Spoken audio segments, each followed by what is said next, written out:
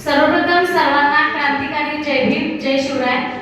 आज सोनाई बहुउद्देशीय संस्था आणि आमचे मार्गदर्शक सन्माननीय रिपब्लिकन पक्षाचे भुदरगड तालुका अध्यक्ष आमचे मार्गदर्शक माननीय बबनराव कांबळे काका यांचा 51वा वाढदिवस या कार्यक्रमाच्या निमित्त उपस्थित आपण सर्वप्रथम विश्व शांतीचे उद्गाते आणि कसल्याच प्रकारच्या विषमतेचा भेदभाव न मानता संपूर्ण विश्व धम्मामध्ये सामावून घेणारे विश्ववंदनीय महाकारुणी तथागत भगवान गौतम बुद्ध आपल्या डोळ्यांच्या माध्यमातून तमाम मानव जातीला समतेची आणि सदाचाराची शिकवण करून देणारे संत कबीर या भारत देशामध्ये सर्वप्रथम अस्पृश्य उद्धाराचा पहिला पाय असणारे आणि स्त्री शिक्षणाचे कट्टर पुरस्कर्ते तथा कोटी कोटी दीनदत्तांचे आराध्य दैवत महान क्रांतीवीर महात्मा ज्योतिबा फुले मुघलांच्या विरोधामध्ये अर्थात अन्यायाच्या विरोधामध्ये हातात नंगी तलवार उपसून खऱ्या अर्थाने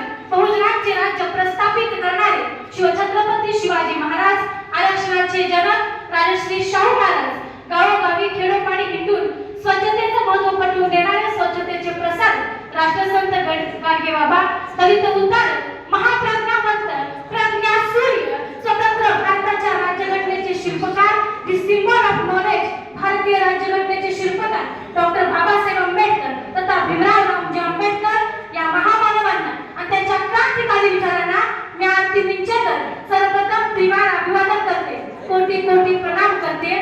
या ठिकाणी मी सुरुवातीलाच या कार्यक्रमाच्या निमित्त या सगळ्या महापुरुषांची नावे यासाठी घेतली की त्यांनी या मातीमध्ये विचारांचा आणि रक्ताचा अभिषेक घातला आणि तुमच्या माझ्या जीवनाचं सोने केलं। आज गावकुसाबाहेरचं जगणं आज एक संस्था आपण उभी करतोय।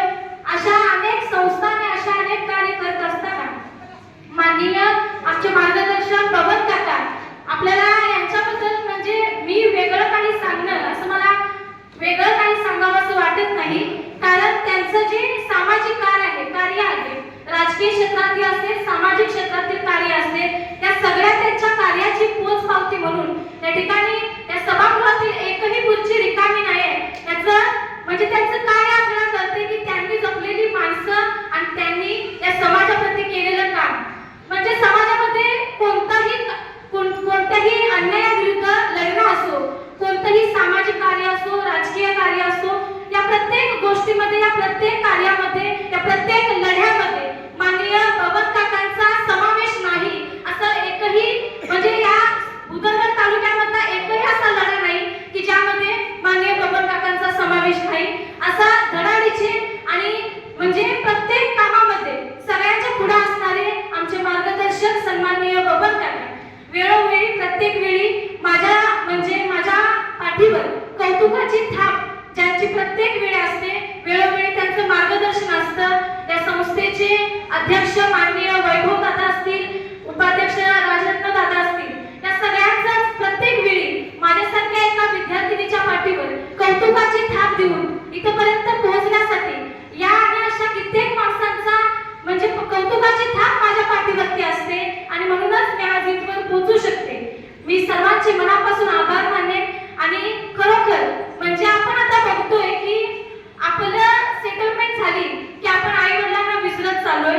आई वडील आपण कुठेतरी त्यांच्याविषयीची आदर आणि ती भावना आहे ती आपण कुठेतरी विसरत चाललोय। मग अशी वैभवदादा बोलत असताना बबन काकांच्या डोळ्यातून पाणी येत होतं म्हणजे त्यांना त्यांच्या आईची आठवण येत होती।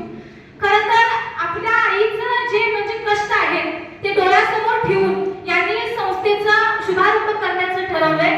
तर खरोखरच निश्चितपणे ही संस्था एक तळागाळातल्या लोकांपर्यंत हे कार्य पोहोचू दे। म्हणजे आपण बघतोय की भरपूर आपल्या योजना आहेत सामाजिक क्षेत्रामध्ये पण आपल्यापर्यंत त्या पोहोचत नाहीत। बाबासाहेबांनी आपल्याला शासनकर्ते जमा करायला सांगितलंय खरं पण आपण बनतोय का याचा सुद्धा विचार करणं गरजेचं आहे। आणि मग या योजना असतील या काही म्हणजे वेगवेगळ्या संस्थांच्या माध्यमातून या योजना तळागाळापर्यंत पोहोचतात।